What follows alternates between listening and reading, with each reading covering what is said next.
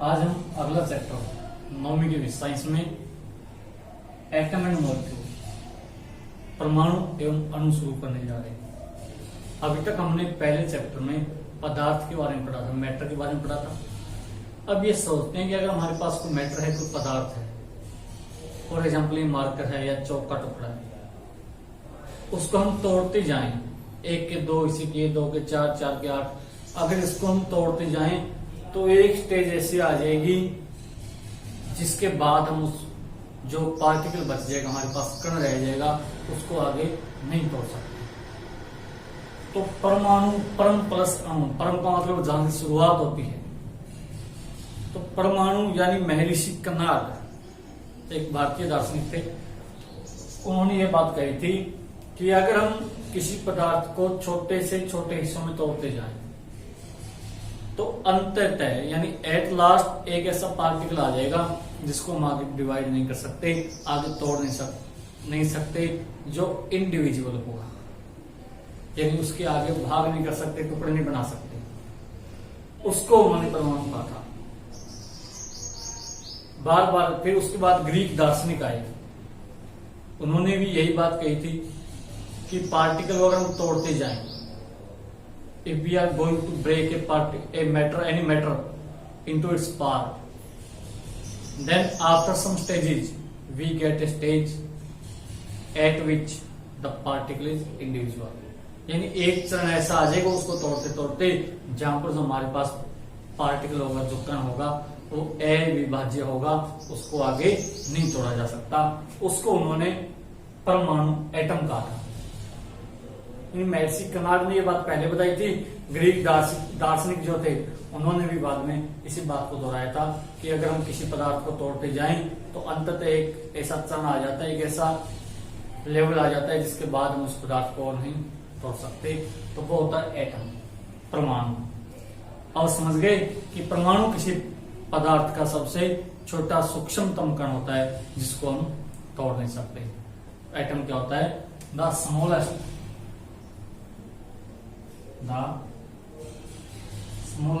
Particle या part of any matter, of any substance which is individual,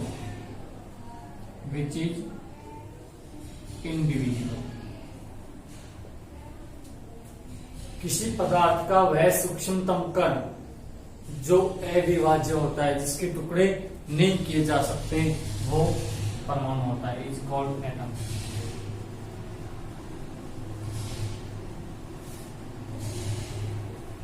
इसका मतलब क्या हुआ कि हर एक वस्तु जिसको हम देखते हैं वो एटम से बनी होती है, परमाणु से बनी होती है।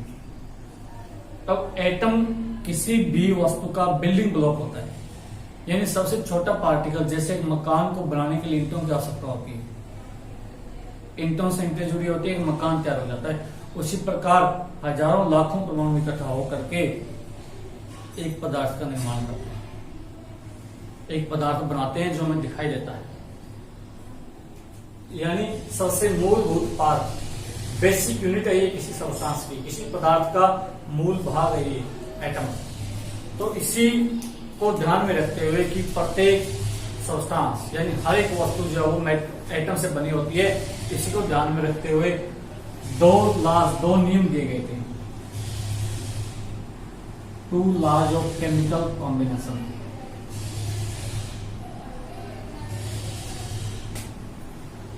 रासायनिक विज्ञान में 2 नियम दिए गए थे, इस बात को मानते हुए कि एटम जो वो हर एक मैटर के लिए बिल्डिंग ब्लॉक होता है।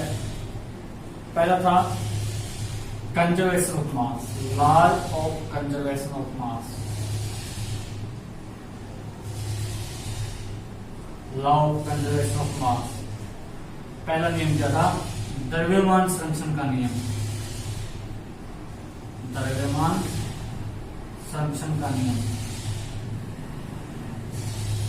अब इस नियम में क्या कहा गया था? देखिए, द्रव्यमान संरक्षण हमने पिछली कक्षाओं में भौतिक परिवर्तन और रासायनिक परिवर्तन पढ़े होंगे। रासायनिक परिवर्तन जल का भाप बन के उड़ जाना, तो ये परिवर्तन जो है, जो रासायनिक है, उनमें एक पदार्थ दो या दो से ज्यादा पदार्थ बना देता है, या दो या दो से ज्यादा पदार्थ मिलकर एक पदार्थ बना देते हैं।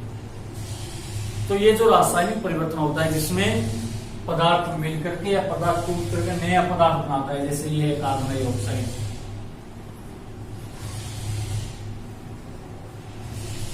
कार्बन को जलाया गया, ऑक्सीजन की उपस्थिति में कार्बन डाइऑक्साइड का निर्माण हो गया। अब देखिए हमारे पास अभिक्रिया से पहले दो पदार्थ थे, एक कार्बन था और एक ऑक्सीजन गैस थी। कार्बन यानी कोयला कह सकते हैं। अभिक्रिया के बाद हमारे पास एक उत्पाद मिला, कार्बन डाइऑक्साइड गैस निकल गई। अब इस नियम के अनुसार क्या कहना चाहते हैं कि जो अभिक्रिया से पहले के पदार्थ थे और जो अभिक्रिया के बाद के पदार्थ हैं, उन दोनों का द्रव्यमान जो हमेशा समान रहेगा। यानी किसी भी प्रक्रिया में जो पदार्थ भाग लेते हैं उनका द्रव्यमान समान रहता है। समान रहने का मतलब क्या है कि ना तो द्रव्यमान को बना सकते हैं और न ही हम घटा सकते हैं।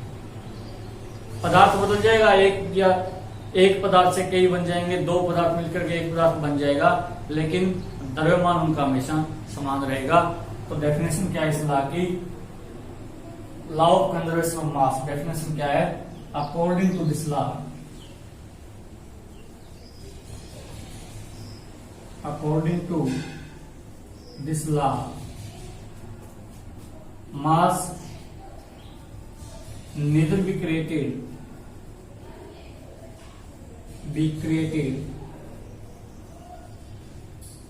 nor be destroyed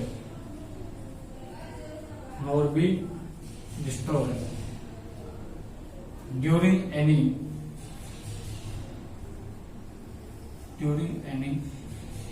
रिएक्शन या चेंज। इस नियम के अनुसार द्रव्यमान को न तो बनाया जा सकता है और न ही नष्ट किया जा सकता है। किसी भी रासायनिक प्रक्रिया में या किसी भी बदलाव में द्रव्यमान को न तो बनाया जा सकता है और न ही नष्ट किया जा सकता है। यह हमेशा स्थिर रहता है। दूसरा नियम था law of constant proportion. Law of constant proportion.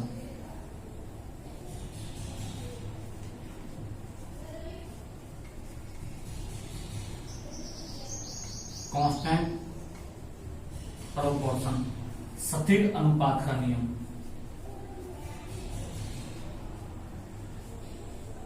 स्थिर अनुपात का नियम। स्थिर अनुपात का मतलब क्या है कि जो यौगिक बनते हैं, जो कंपाउंड बनते हैं या सब्सटेंस, नए पदार्थ बनते हैं जिसमें दो या दो से ज्यादा पदार्थ मिले हों, जैसे वाटर है H2O, हाइड्रोजन भी है इसमें, ऑक्सीजन भी है। लेकिन हाइड्रोजन और ऑक्सीजन का जो रेशियो है मास के अकॉर्डिंग, हाइड्रोजन का मास 2 ग्राम है, ऑक्सीजन का 18 ग्राम है। इनको डिवाइड करें तो 1:9 आ जाएगा। तो यह रेशियो अब वाटर के लिए हाइड्रोजन और ऑक्सीजन का यह रेशियो 1:9 रहेगा, चाहे वो पानी किसी स्रोत से लिया गया हो, चाहे वो किसी प्रक्रिया में बनाया गया हो, चाहे वो गर्म और ठंडा हो। यानी अगर वाटर है हमारे पास तो उसमें हमेशा हाइड्रोजन और ऑक्सीजन के मास यानी भार का अनुपात जो है एक रेशियो 9 रहेगा। ये होता है कांस्टेंट प्रोपोर्शन। टू और more than two substances combined in a fixed ratio by mass। दो या दो से ज्यादा पदार्थ एक निश्चित अनुपात में मिल करके किसी यौगिक का निर्माण करते हैं और ये हमेशा निश्चित अनुपात रहता है, यानी ये बदलता नहीं है। हाइड्रोजन और ऑक्सीजन के लिए हमेशा एक रेशियो 9 का रहेगा। कार्बन डाइऑक्साइड की बात करें, कार्बन का मास 12, एक ऑक्सीजन का 16 होता है, 2 ऑक्सीजन का 32, 12 32 4 3 12 4 32 3:8। अब कार्बन डाइऑक्साइड गैस जब भी हमारे पास होगी, चाहे वो किसी वस्तु में हो, चाहे वो किसी अभिक्रिया में उत्पन्न हुई हो, उसमें जो कार्बन और ऑक्सीजन का अनुपात हो हमेशा 3:8 आएगा।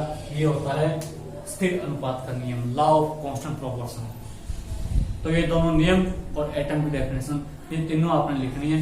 इसके बाद एटम की और जानकारी पढ़ेंगे।